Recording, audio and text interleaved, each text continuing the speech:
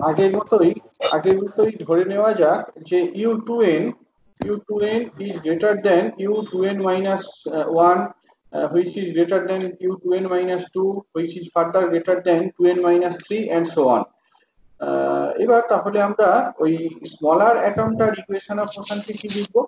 Smaller অ্যাটমটার ক্ষেত্রে দেখো কি হচ্ছে, এই যে 2n দিয়ে যেটাকে মার্ক করা রয়েছে, এই অ্যাটমটার মোশনটা ইনফ্লুয়েন্সড হচ্ছে by this atom and by this atom. এর বাম দিকে যে অ্যাটমটা রয়েছে এই অ্যাটমটা, আর ডান দিকে যে অ্যাটমটা রয়েছে এই অ্যাটমটা দ্বারা ইনফ্লুয়েন্সড হচ্ছে। আমি যখন এই ডান দিকের অ্যাটমটা রেসপেক্টে দেখছি, আমি দেখতে পাচ্ছি যে ডান দিকের অ্যাটমটা রেসপেক্টে এই সেন্টার অ্যাটমটা বেসিক্যালি বাম দিকে ডিসপ্লেসড হয়েছে। কাজেই এক্ষেত্রে রেস্টোরিং ফোর্সটা 2n অ্যাটমের উপর কোন দিকে কাজ করবে? এই ডিরেকশনে কাজ করবে। অন দি আদার হ্যান্ড, আমি যদি বাম দিকের অ্যাটমটা রেসপেক্টে দেখতাম, তাহলে দেখতাম যে সেন্টার অ্যাটমটা ডান দিকে সরে যাচ্ছে। তাহলে বাম দিকের অ্যাটমটার জন্য সেন্টার অ্যাটমের উপর রেস্টোরিং ফোর্সটা এই ডিরেকশনে কাজ করবে। একদম আগে যেটা বলেছিলাম ঠিক সেইটাই, শুধুমাত্র এন এর পরিবর্তে 2n রয়েছে। তাহলে এই সেন্টার অ্যাটম এখানে যেটাকে মার্ক করা রয়েছে তার ইকুয়েশন অফ মোশনটাকে আমরা ইকুয়েশন 1 দিয়ে লিখে ফেলতে পারি। একদম একই রকম ভাবে যদি আমরা এই u2n+1 টার কথা বলতাম, এই অ্যাটমটার মোশনের কথা যদি বলতাম, ধরো এই যে এই অ্যাটমটার মোশনের কথা যদি বলতাম, তাহলে সেইটা is affected by this atom and this atom. এখানেও একই রকম জিনিস। এই যে অ্যাটমটা দেখতে পাচ্ছ বাম দিকে, ডান দিকে যে অ্যাটমটা রয়েছে, ডান দিকের অ্যাটমের রেসপেক্টে এই অ্যাটমটা কোন দিকে ডিসপ্লেসড হচ্ছে? বাম দিকে ডিসপ্লেসড হচ্ছে। তাহলে রেস্টোরিং ফোর্সটা কোন দিকে কাজ করবে? এই ডিরেকশনে কাজ করবে। হোয়ারএজ বাম দিকে যে অ্যাটমটা রয়েছে তার রেসপেক্টে এই সেন্টার অ্যাটমটা ডান দিকে সরছে, তাহলে তার জন্য রেস্টোরিং ফোর্সটা অপোজিট ডিরেকশনে কাজ করবে। তাহলে এর ক্ষেত্রে ইকুয়েশন অফ মোশনটাকে আমরা 2 নম্বর ইকুয়েশন দিয়ে রিপ্রেজেন্ট করে ফেলতে পারবো। এবার আগের মতোই ট্রায়াল সলিউশন নেওয়া যাক। এক্ষেত্রে ট্রায়াল সলিউশনটা নেওয়ার সময় একটু খেয়াল রাখতে হবে যে টুইন যে অ্যাটমটা সেইটা আর তার বাম দিক বা ডান দিকে যে অ্যাটমগুলো রয়েছে সেই অ্যাটমগুলো একই রকম নয়, তাদের মাসগুলো ডিফারেন্ট। সুতরাং নট নেসেসারিলি যে তারা একই রকম অ্যামপ্লিটিউডে ভাইব্রেট করছে। এক্ষেত্রে আমরা দুটো ডিফারেন্ট অ্যামপ্লিটিউড নেব। u2n u2n এই ট্রায়াল সলিউশনটাকে আগের মতো করেই নেওয়া হলো as a e to the power I omega t minus k into 2na। তাহলে u2n+1 মানে কি? এই হেভিয়ার অ্যাটম বা লার্জার অ্যাটমটাকে বোঝাচ্ছে। তার অ্যামপ্লিটিউডটা ধরো v, কিন্তু তার যে ফেজ পার্টটা সেটা আগের মতোই আইডেন্টিক্যাল বা similar, e to the power I omega t minus k into 2n+1 into a। এবার 2n+2 যখন লিখবো, 2n+2 যখন লিখবো, খেয়াল করে দেখো 2n+2 আর u2n এই দুটো কিন্তু তোমার সিমিলার অ্যাটমকে রিপ্রেজেন্ট করছে, অর্থাৎ স্মলার অ্যাটম গুলোকে রিপ্রেজেন্ট করছে। তাদের ক্ষেত্রে অ্যামপ্লিটিউডটা সেম। আবার u2n+1 আর u2n-1, 2n+1 2n-1 larger atom similar অ্যাটমকে রিপ্রেজেন্ট করছে। দুটো ক্ষেত্রেই তাহলে মোশনাল অ্যামপ্লিটিউডটা b। এরকম ভাবে আমরা ট্রায়াল সলিউশন গুলো লিখে ফেললাম। এবার যে আগের মতো করি যদি আমরা সলভ করি, তাহলে 1 নাম্বার ইকুয়েশনটাকে রিরাইট করতে পারবো এরকম ফর্মে। 1 নাম্বার ইকুয়েশনটাকে, জাস্ট এ মিনিট,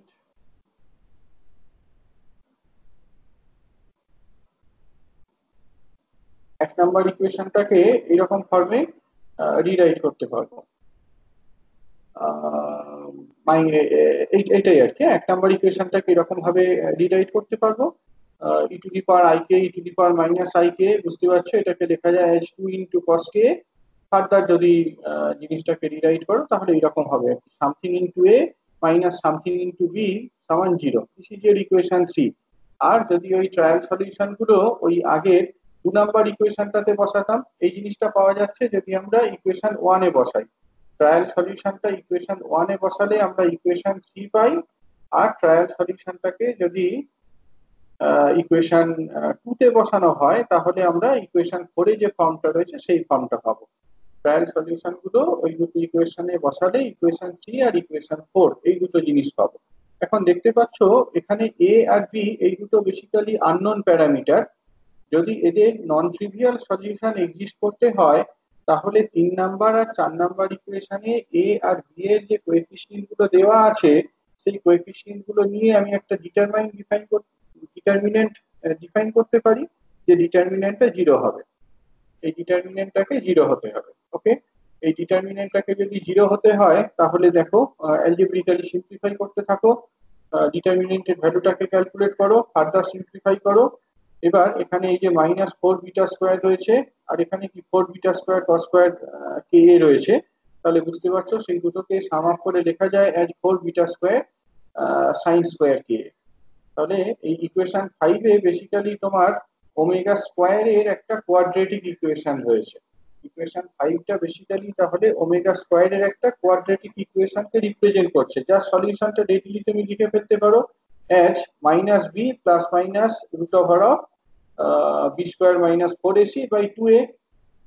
এটাই হচ্ছে তোমার সলিউশন। 5 নাম্বার ইকুয়েশনটা ওমেগা স্কোয়ার এর একটা কোয়াড্রেটিক ইকুয়েশন, যার সলিউশনটাকে আমরা রেডিলি লিখে ফেলতে পারি উইথ দিস ফর্ম। হ্যাঁ, এরকম ফর্মে লিখে ফেলা যায়।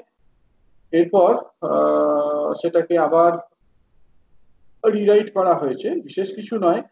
এইখানটায় 2β দেখতে পাচ্ছ, এখানে কি 4β² রয়েছে, এখানে 16β² রয়েছে। আমি 4β² কমন নিতে পারি, রুটের বাইরে যদি বের করো তাহলে কত 2β, তাহলে 2β এখানেও আছে এখানেও রয়েছে, থার্ড ব্র্যাকেট থেকে তাহলে 2β কমন নিয়ে নেওয়া যায়, সেটাকে হাফ দিয়ে মাল্টিপ্লাই করলে বিটা হয়। আর ভিতরে যে টার্মটা পড়ে থাকে সেটা হচ্ছে এই টার্মটা। এখান থেকে তাহলে দেখা যাচ্ছে যে ওমেগা স্কোয়ার এর দুটো পসিবল ভ্যালুজ রয়েছে। এখান থেকে দেখতে পাচ্ছ যে ওমেগা স্কোয়ার এর দুটো পসিবল ভ্যালুজ, একটা higher value which corresponds to plus sign in equation 6, আর আরেকটা হচ্ছে স্মলার ভ্যালু যেটা corresponds to minus sign in equation 6। একটাকে আমি ওমেগা স্কোয়ার প্লাস এটা দিয়ে ডিনোট করলাম, আর আরেকটাকে হচ্ছে ওমেগা স্কোয়ার মাইনাস এই সিম্বলটা দিয়ে ডিনোট করা হলো। কিছুই নয়, জাস্ট এখানে যে দুটো সলিউশন রয়েছে সেই দুটো সলিউশনকে আলাদা করে লেখা হয়েছে। এই ওমেগা প্লাসটা যেহেতু হায়ার ফ্রিকোয়েন্সি, কাজে এটাকে অপটিক্যাল মোড অফ ভাইব্রেশন বলা হয়। whereas ওমেগা মাইনাস এটা যেহেতু স্মলার ফ্রিকোয়েন্সি, কাজে এটাকে অ্যাকাউস্টিক মোড অফ ভাইব্রেশন বলা হয়। একটা তাহলে প্রথম যেটা দেখতে পাচ্ছ ইকুয়েশন 7 এ যে এক্সপ্রেশনটা দেওয়া রয়েছে সেই এক্সপ্রেশনটা optical frequency optical mode of ভাইব্রেশনকে রিপ্রেজেন্ট করছে, whereas পরের ইকুয়েশনটা অ্যাকাউস্টিক মোড অফ ভাইব্রেশনকে রিপ্রেজেন্ট করছে। এইটাই হচ্ছে তোমার ক্যালকুলেশন পার্টটা। এখানে যদি কোথাও ডাউট থাকে বলো।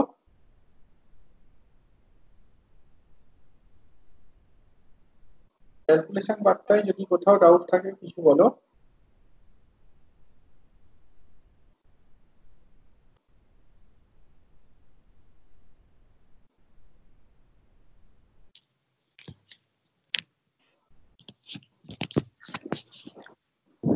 স্যার হ্যাঁ বলো। স্যার কোনটা স্যার অ্যাকাউস্টিক পার্ট বললেন, ওটা একটু বলুন। অ্যাকাউস্টিক পার্ট বলতে সেই পার্টটা যার ফ্রিকোয়েন্সি কম। অ্যাকাউস্টিক ফ্রিকোয়েন্সি কিরকম রেঞ্জে হয় বলো? অ্যাকাউস্টিক ফ্রিকোয়েন্সি রেঞ্জটা কেমন হয় টিপিক্যালি?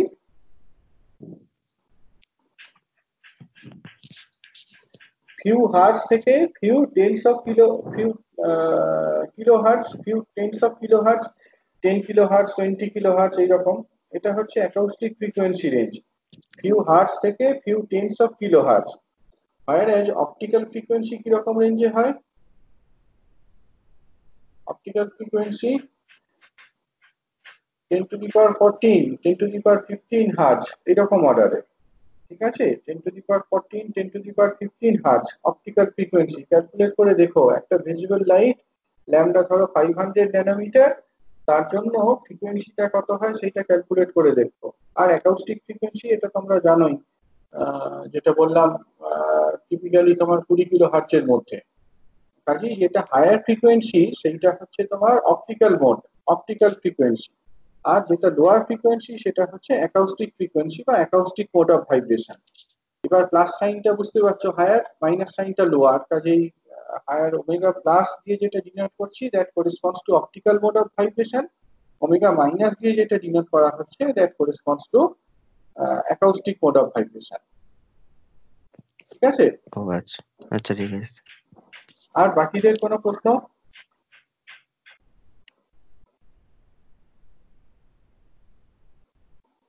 ওকে, নেক্সট কিছু স্পেশাল কেস ডিসকাস করা আছে।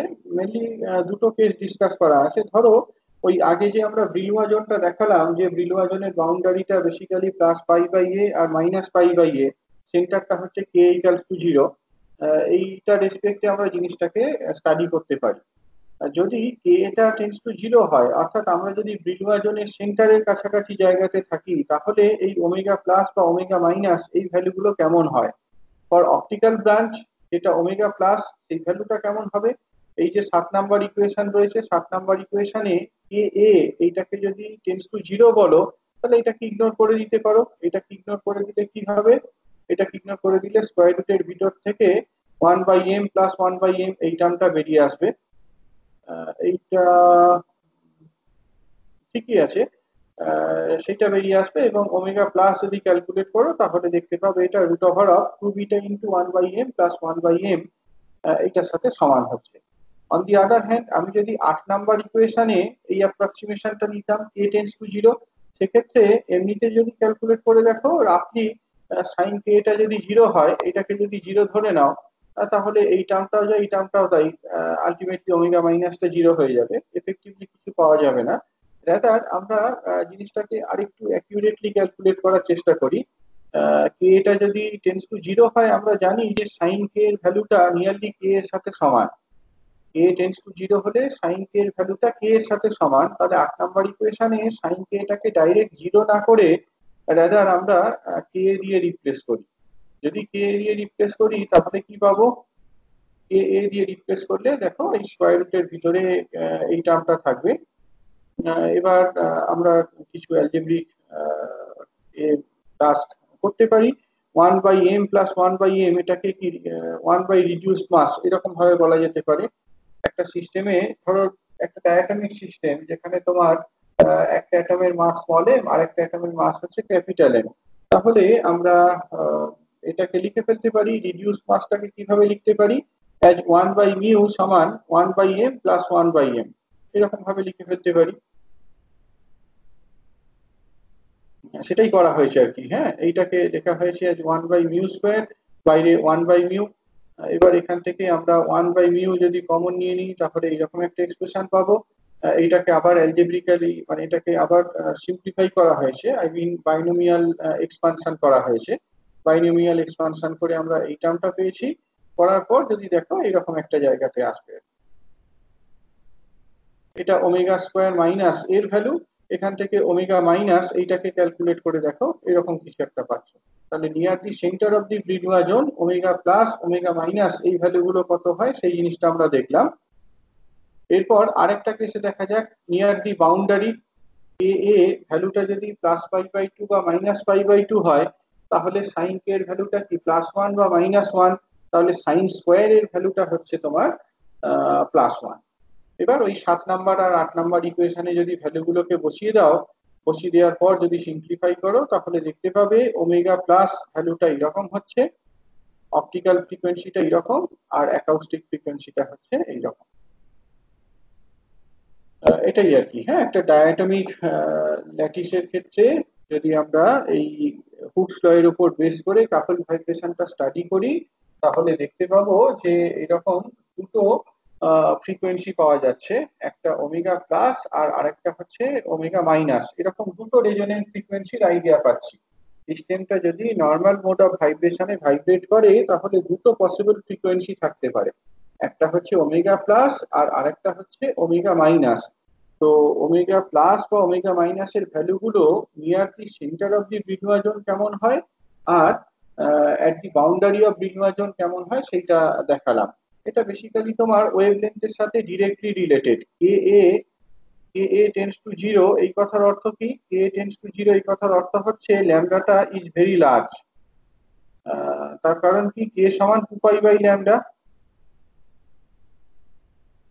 কে সমান 2π/ল্যামডা, কেটা স্মল মানে কি ল্যামডাটা large. On the other hand k এটা যদি তোমার π/2 এর সাথে সমান হয়, তাহলে এখান থেকে দেখতে পাচ্ছ ল্যামডাটা রিলেটিভলি স্মল, ল্যামডাটা স্মল। অর্থাৎ একটা এরকম ডায়াটমিক সিস্টেমের ক্ষেত্রে যদি এ ওয়েভ পাস করে, লং ওয়েভ পাস করে, তাহলে এফেক্টটা কেমন হবে, আর যদি স্মল ওয়েভ পাস করে তার জন্য এফেক্টটা কেমন হবে, সেটার জন্য আমরা এই অ্যালজেব্রাটা হেল্প নিতে পারি আর কি। এখানে অপটিক্যাল মোড, অ্যাকোস্টিক মোড এইগুলো নিয়ে ডিসকাস করা হলো, এবং অপটিক্যাল মোড বা অ্যাকোস্টিক মোডের ফ্রিকোয়েন্সি কেমন হয় near the centre of the visual এবং at the boundary of visual সেটা আমরা স্টাডি করি। বাকিটা পরের দিনকে কন্টিনিউ করবো আর কি। হ্যাঁ, এখানে